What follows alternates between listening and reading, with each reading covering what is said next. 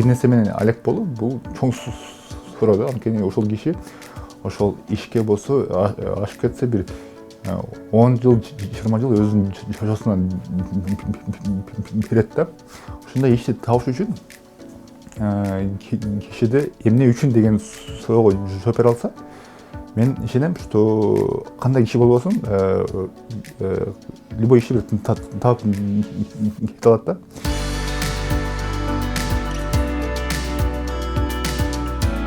Көп кишилердин арасында рахат алган иш дегенде алардын оюнда болсо башка ой да. Болбосо постоянно рахат алып, анан болсо абдан сонун, абдан бардык иштери күлүп турат деген ойдо да негизичи.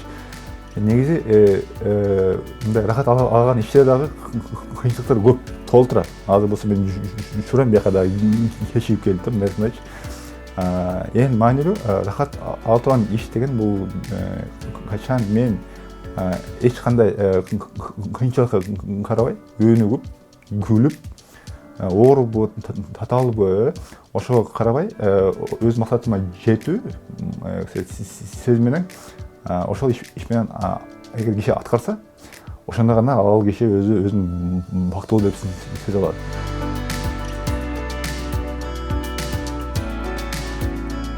Бактылуу киши менен анан бактысыз кишинин айырмасы бул болсо кандай жашоого суроо берип жатат.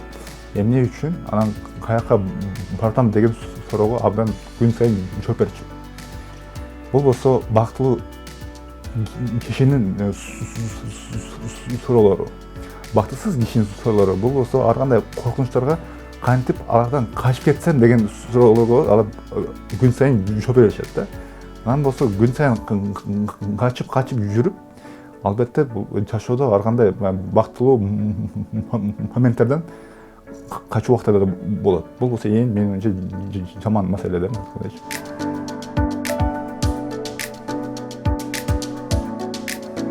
Ачык айтайын, чтобы эмеге камеранын алдына тартыш үчүн мага где-то бир 15 жыл керек болду. Мен биринчи класска чейин эч качан оозумдан бир сөз энтпечи, чыкпачы. Апамдан болсо мен 5 жашарымда биздин эң биринчи президентибиз Алто Айдада сөз кылган эле. Анан болсо аны карап кантип ошончо мен деген кишилер ошол кишини унчукпай угуп турат деп таң калдым да. Анан болсо мен өзүм айткам, что мен дагы ушундай киши окшоп, ушундай чоң аянтта сүйлөйм деп өзүм бир эме койгом да, мындайчы образ. Убакыт өтүп, азыр болсо 14-мартта болсо бизде бир чоң форум болот, 2000 кишинин алдында. Ошол жерде болсо мен болсо өз максатымды мындай аткарам да, мындайчы.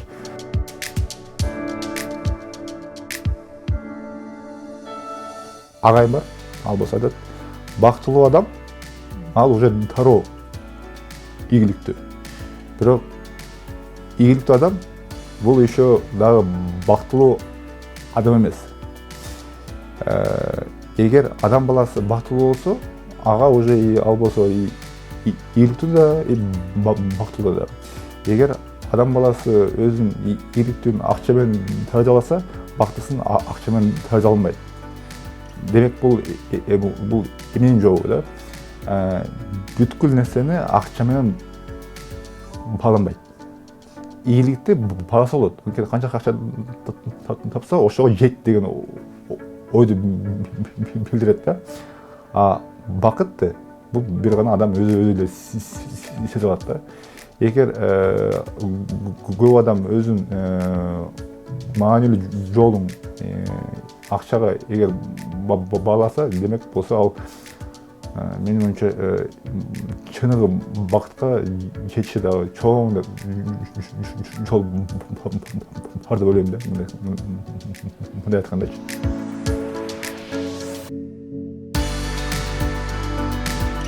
Эң чогуу десе болбосо мен өзүмдү чоготтум.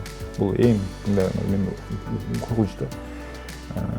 Жашоо болсо абдан эгер просто бир убакта болгон, когда менин жакын кишилерим акчасын айынан, бийлик айынан өзүн жооп салып, анан совсем прям калганда. Азыр болсо көлөм болсо кандай акча берди. Бакытка ылайык мен болсо өзүмдү жоготподум. Эми бийлик берсе ким билет да, өзүмдү өзгөртсөм дагы бул жакшы деп айтса болот. Анткени болсо мен өзүмдүкү дагы эмдем да, анализ кылып изчилдимчи, эмнеге өзгөрдүм деп. Бирок эң мани бул жакшы жактан жаман жакка өзүмдү чогултуу да, ошодон абдан корком.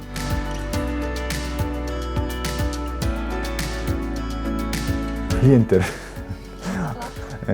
Анткени болсо мен болсо өз кыла турган иштерим көп. Эгер мен аларды ишке ашырбасам, алардын капасына капага куртан ишке киргеним жок да. Мен ишенем, то что эгер сен кызматты кыла билсең, ошо кырларга күн сайын туруп чыгам. Эртең саат 6-да болот, 5-де болот, туруп эле сразу иш көрөм да. Ошо иш өзүм жакшы көргөн ишим мени күн сайын шыкындырат.